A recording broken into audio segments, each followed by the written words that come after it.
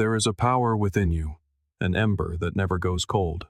It may glow faintly, it may seem lost in the ash, but it is always there, waiting for breath. And then, when you least expect it, a single moment, a passing thought, a sudden challenge becomes the spark that ignites it once more. You may think you have mapped the borders of your own strength, that you have reached the very edge of your potential. But what you perceive as your limit is merely the shoreline. Beneath it lies an ocean of untapped force, a depth of ability you have yet to explore. Deep within, there is something that does not break. It may fall silent. It may feel distant, like a forgotten echo. But it is never gone. The part of you that pushed forward when the world went dark, it is still here. And whether you realize it or not, you have only just begun to scratch the surface of what you are truly capable of.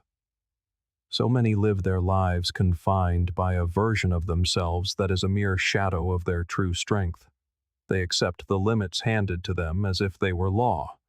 But what if those limits were never real? What if the doubts, the fears, the setbacks, what if they were never signs of your weakness, but tests designed to awaken the power you already hold? You believe you have seen what you are made of. You haven't. Beneath the noise of overthinking and underestimation lies a deeper self, calm, focused, unshaken. This is the version of you built on the kind of inner power the Stoics spoke of. It isn't loud or flashy. It is steady, grounded, and real. As Marcus Aurelius wrote, "You have power over your mind, not outside events. Realize this, and you will find strength." Today, we journey to that place, not to the surface, but to the core. And if you feel ready to stop doubting and start becoming, then stay with me. This may be the very spark you've been waiting for. If this message resonates, if you feel this is a space where you can grow, consider joining this journey by subscribing. It supports this work more than you know. Now, let us begin. Why do you doubt yourself? It is not because you are incapable, nor because you are broken. It is because somewhere along the way, you forgot the sheer weight of what you have already endured, the quiet conquests you've won in silence. Doubt is not born from weakness. It is born from disconnection, from losing touch with the part of you that has shown up day after day, without applause, without permission, without validation. The part of you that forced itself from bed when gravity felt heavier than ever. The part that moved forward when your own mind screamed for you to stop. The part that offered a smile to the world while silently carrying its weight upon your shoulders. Most never see this strength in themselves, not because it's absent, but because they have been taught not to look. You were not born with uncertainty. You learned hesitation like a second language, its vocabulary creeping in through subtle warnings to tone it down, to play it safe, to not get your hopes up. This was not your fault, but unlearning it is now your responsibility. Aristotle taught that we are what we repeatedly do. Excellence, then, is not an act, but a habit. So I ask you, what have you been repeatedly doing? Dismissing your own worth? Second-guessing your instincts? Playing small? And yet, beneath the cacophony of doubt, another voice has always remained. It does not yell. It whispers in the moments of quiet, when the distractions fade. This is not all I am. I was made for more. Have you ever sat in stillness and felt it rising? Not as ego, but as truth? If that voice has survived years of being silenced by fear, then so has the strength that has carried you this far. The problem is not your lack of confidence. It is your lack of memory. You have forgotten your own evidence. You have forgotten the power buried in ordinary, uncelebrated days, the days you simply kept going. There was a time you felt invincible, not because life was perfect, but because you were connected to a deeper truth. Perhaps it was a fleeting moment in the midst of hardship, when something inside you stood tall and steady. That was not ego. That was clarity. That was you. That spark never disappeared. It was simply buried, beneath opinions you never asked for, criticism you didn't deserve, and failures you mistook for your identity. You did not lose your fire. You only stopped feeding it. But a fire like that does not die so easily. It retreats. It smolders, waiting. All it takes is a quiet, firm decision to believe again. Not in some idealized version of yourself, but in the core that has always been there. As Carl Jung wrote, "Who looks outside dreams, who looks inside awakes." You are not starting over. You are returning. You are not broken. You are buried under stories that were never yours to carry. Let them go. Reclaim the voice that whispers, "I am not done. I am just remembering." The loudest voice in the room is seldom the strongest. Volume is not power. It is often a mask for insecurity. True strength moves without announcement. It does not beg to be seen, for it is too busy building. Real confidence is not a performance. It is a quiet, steady presence, unmoved by who is watching. You have been conditioned to believe that if your efforts go unnoticed, they do not count. That is not growth. It is a plea for applause. Confidence is not about proving something to the world. It is about knowing something within yourself. And when you know, you no longer need the world to clap. So let your silence be your work. One day, the results will speak for themselves. How many times have you whispered to yourself, "I will begin when I am ready," as if readiness were a destination you must arrive at before the journey can start? But readiness is not something you wait for. It is something you build, not in thought, but in action. You do not become ready and then act. You act, and in the crucible of action, you become ready.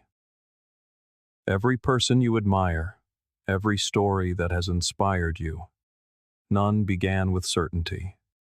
They began with fear. They simply did not allow that fear to be the final word. Fear is a masterful imposter. It often wears the mask of logic, speaking in a calm, rational voice. It tells you to be practical, to wait for a better time, to gather more information. But what if this polished reason is merely fear in disguise? What if your hesitation is not protecting you, but paralyzing you? Discomfort is not a red flag. It is a compass. It signals that you are standing on the very edge of your growth, at the boundary between who you are and who you are becoming. Worthiness is not handed to you. It is earned in the trenches of uncertainty. You don't find your confidence and then show up. You show up scared and unready, and by showing up again and again, you become confident. Every time you say, "I can't," your nervous system listens. It does not argue. It simply accepts the command and begins to wire your reality around that limitation.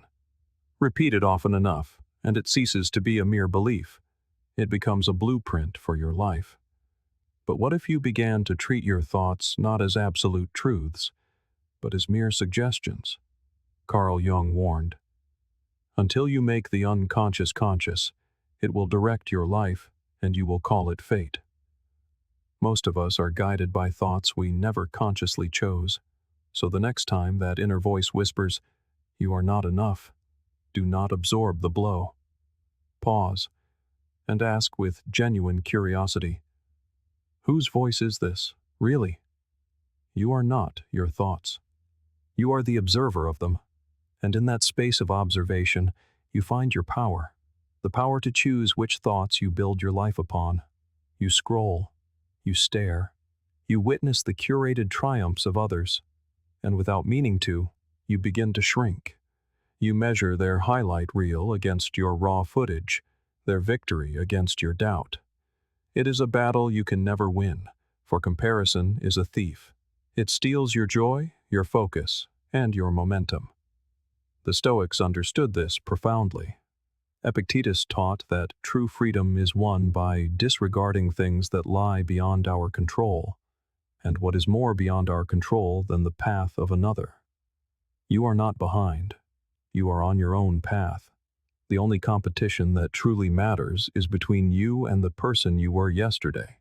If you are learning, if you are growing, if you are showing up, you are not losing. You are evolving. What you need right now is not more motivation. It is memory, a quiet, honest remembering of everything you have already survived. The days that cracked you open but did not break you. The nights you lay awake with a storm in your chest yet still rose with the morning sun. That is your true resume. Your proof of strength is etched not in your achievements, but in your perseverance. Resilience is not a gift bestowed upon a chosen few.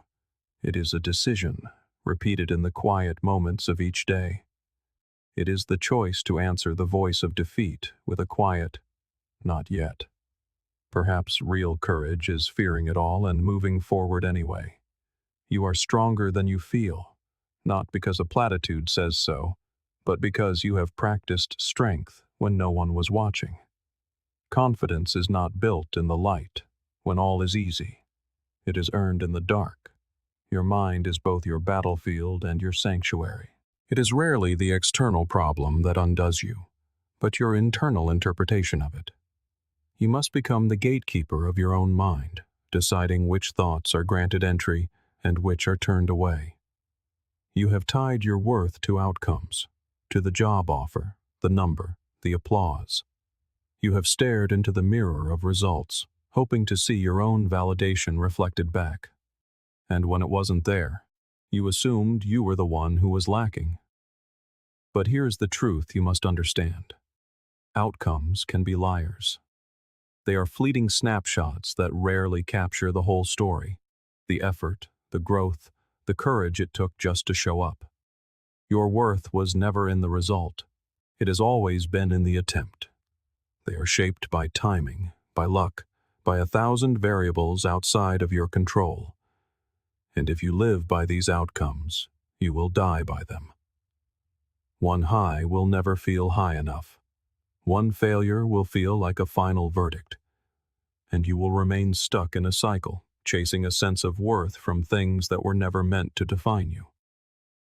The Stoics understood this long before algorithms and awards. Marcus Aurelius never measured his life by victories on the battlefield or by the praise of the Senate. He measured it by a single standard: whether he lived in alignment with virtue, whether his actions came from a place of integrity and not from mere impulse. The Stoics believed that true power wasn't found in the outcome, but in the process. As Epictetus taught, do not seek for things to happen the way you want them to.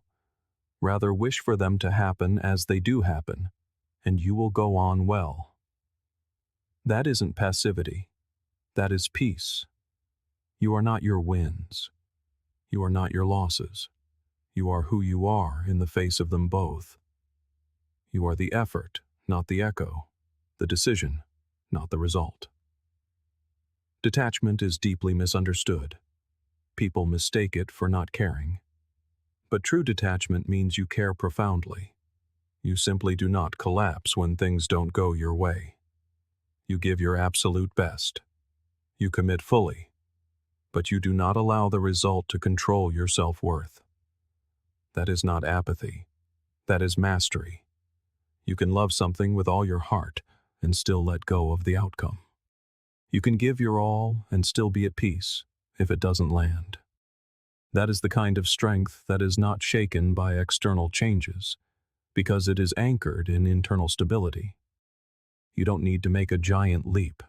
That's the myth, that transformation arrives in one massive cinematic moment where everything shifts and the music swells. But real life doesn't work that way. Growth isn't one grand act. It is a series of small, honest ones. You don't need to see the entire staircase. You just need to take the next step, the one right in front of you, the one that feels difficult but true.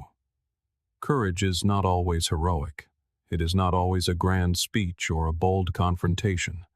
Sometimes, courage is whispering no when your entire body wants to say yes just to be liked. Sometimes it's writing one true sentence when self-doubt screams for you to delete it. And sometimes it is simply getting up, putting your feet on the floor, and facing the day when every part of you wants to disappear. Plato once said, "The first and greatest victory is to conquer yourself, and that victory is never won all at once. It is won in quiet, repeated decisions to act in truth, even when fear is louder. You don't build a new identity in an instant. You build it by showing up as someone slightly stronger than you were yesterday, and every time you do, something subtle yet powerful shifts within you. You begin to see yourself differently, not as the one who always doubts, but as the one who acts anyway. And the moment you start seeing yourself as capable, as courageous even in the small things, that is when everything changes. Because identity shapes action, and action reinforces identity, creating a powerful loop that you control. Who are you when no one is watching? When there is no recognition waiting on the other side? No praise, no reward. Just you, your choices, and the silence that surrounds them. That is where self-respect is built. Not under the bright lights, but in the quiet shadows. Not when you are performing, but when you are simply living, moment by moment, with integrity. It's easy to act strong when people are paying attention. It's easy to speak eloquently when applause follows. But true transformation happens when you choose to do the right thing even when no one will ever know.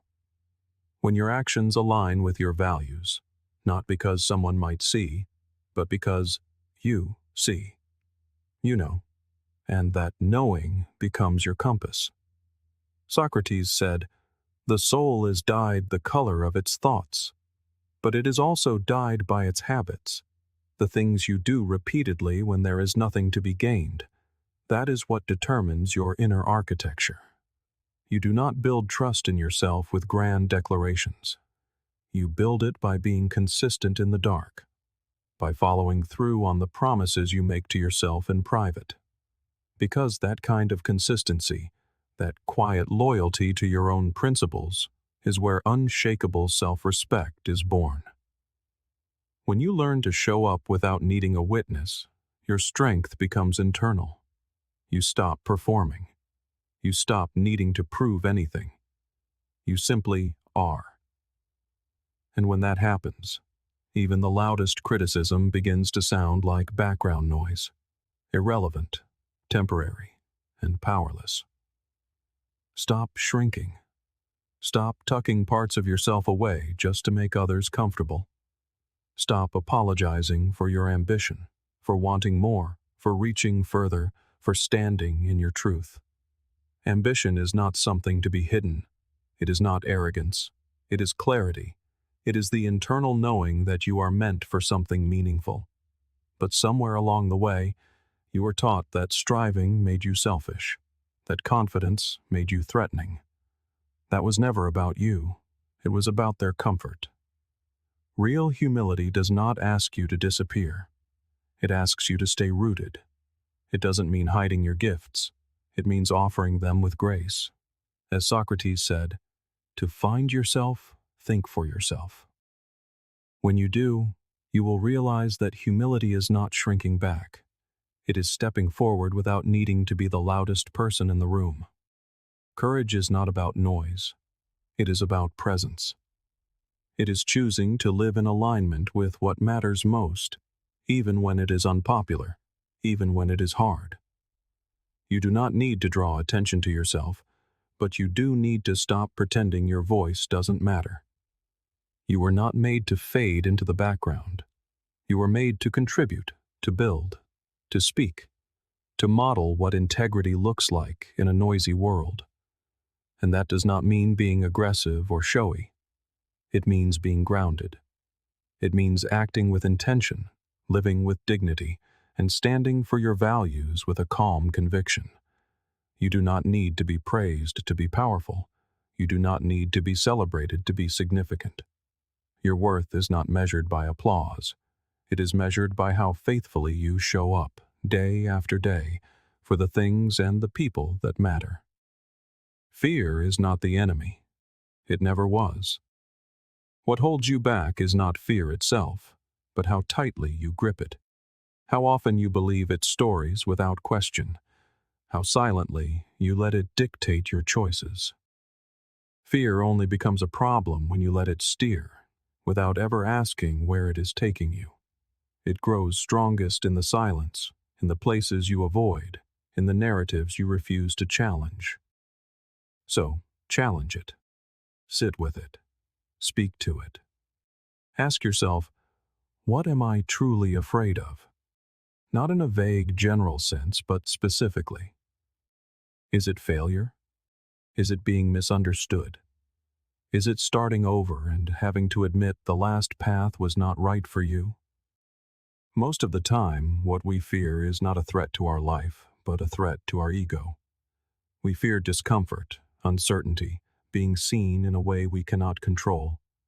And yet, that is the very soil in which growth takes root. As Carl Jung said, where your fear is, there is your task. Fear is not a stop sign. It is a spotlight.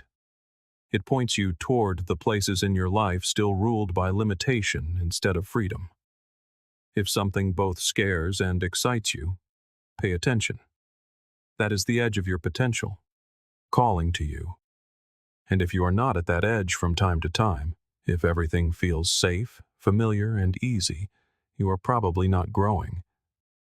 Growth does not happen in the absence of fear. It happens in your willingness to move forward in spite of it. So stop waiting to feel fearless. That day will never come. Instead, learn to walk with fear as a companion at your side, not as a master looming over you. Let it be a signal, not a sentence. Let it teach you, not trap you. Discipline is not punishment. It is not restriction, or about being hard on yourself or stripping joy from your life. It is the opposite. It is liberation. It is the quiet power of structure, the freedom that comes from knowing you can count on yourself when things get loud, messy, or uncertain. When everything around you feels out of control, discipline is the steady rhythm that keeps you anchored. Think about it. When you train your mind to focus, when you move your body even when you don't feel like it, when you choose consistency over comfort, you are not limiting your life. You are creating space within it. You are telling your nervous system, we have this. And that inner trust, that is peace, that is stability, that is strength. Motivation is a wonderful but fleeting guest. It comes and it goes. Discipline is what remains long after motivation has departed. It is what holds you up when inspiration fails. It is what reminds you that your worth is not based on how you feel in a given moment, but is built on the choices you make over time. As Aristotle said, we are what we repeatedly do. Excellence, then, is not an act, but a habit. Make your routines sacred, not rigid or perfect, but intentional. Let them be your anchor, your reminder. Because on the days when doubt creeps in, when everything feels foggy and you forget who you are, those routines will speak for you. They will say, I know who I am because I show up for myself. And that, more than anything, is what discipline truly is. A daily act of self-respect. You have waited long enough to feel ready.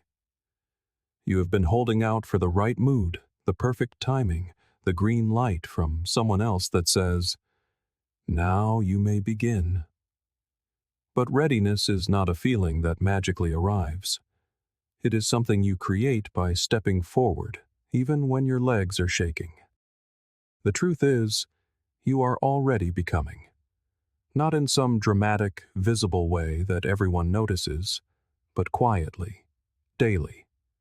In the moments you chose integrity over ease, patience over reaction, effort over excuse. Through every decision no one clapped for, The ones you didn't post about, the ones you weren't even sure mattered. Those are the moments that are shaping you. That person you admire, the version of yourself who moves with confidence, clarity, and inner steadiness, is not a distant fantasy. They are not waiting for you at some future finish line. They are already within you, waiting to be uncovered. As Carl Jung wrote, "The privilege of a lifetime is to become who you truly are." You don't need to become someone else. You need to stop running from the person you already are at your most honest. That version of you is close, so close, closer than you can imagine. They are one aligned choice away, one moment of courage, one step in the direction you keep delaying. And when you stop underestimating that truth, when you finally realize that growth is already happening inside of you, everything shifts. Not because the world changes, but because you do. You stop waiting for permission. You start walking with purpose. You begin acting like the person you have always been capable of becoming. And once you do that, there is no going back. You are not behind. You are not broken. You are becoming every single day in ways the world may never see, but your future self will thank you for. Keep going. The quiet strength you are building now will one day speak louder than any words you could ever say. If these words resonated with you, there is another reflection on your screen now that can guide you deeper still. Let it be your next step. Thank you for being here with us at Stoic Journal.